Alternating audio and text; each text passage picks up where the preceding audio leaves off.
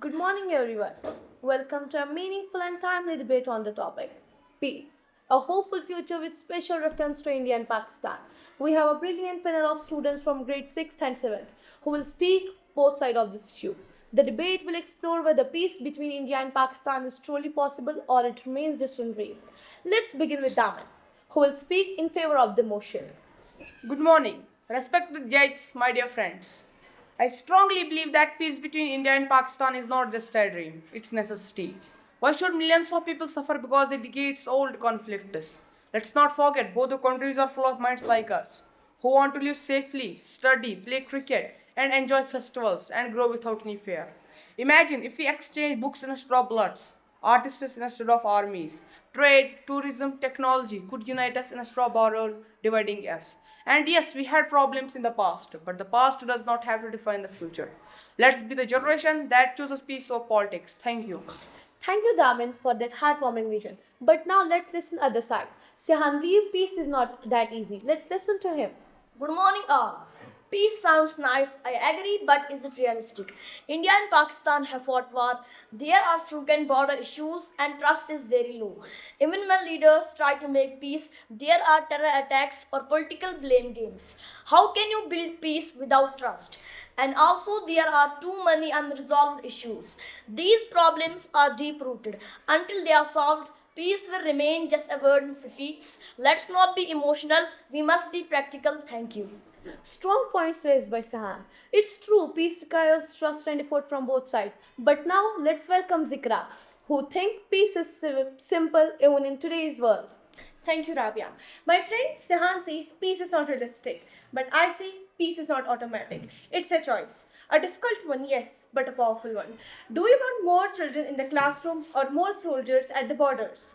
We must remember not all people want war. There are many in India and Pakistan who want peace, who share their love through music, poetry, and even social media. And let's not forget, both the countries spend billions on defense, while children in some areas don't even have schools. Wouldn't that money be better spent on hospitals and education? Peace won't happen in a day, but it will never happen if we don't start. Thank you, Rabia. Thank you, Zikra. It was a powerful reminder of human side of this issue. Now, to balance the discussion, let's listen to Ridba, who believe peace is not simple. Good morning, everyone. I agree with Daman and Zikra that peace is important. But let's talk the facts. Whenever there is a peace agreement, something happens, like a ceasefire violation, a terrorist attack, or a political shift. It's like taking one step forward and two steps back. And what about the media? Many times it only shows negative, creating more anger between both the sides. We need to stop pretending that peace is around the corner until there is real accountability and difficult issues are resolved. We can't expect miracles, so we must first fix the roots of the conflict, then maybe peace can grow. Thank you, Rabia. Thank you, Ridba, for important concerns. Now, to open the floor for quick rebuttal where every speaker can respond briefly. I agree with Rudba. We must fix problems at the root. But how to fix problems without dialogue? Without communication, fear only grows.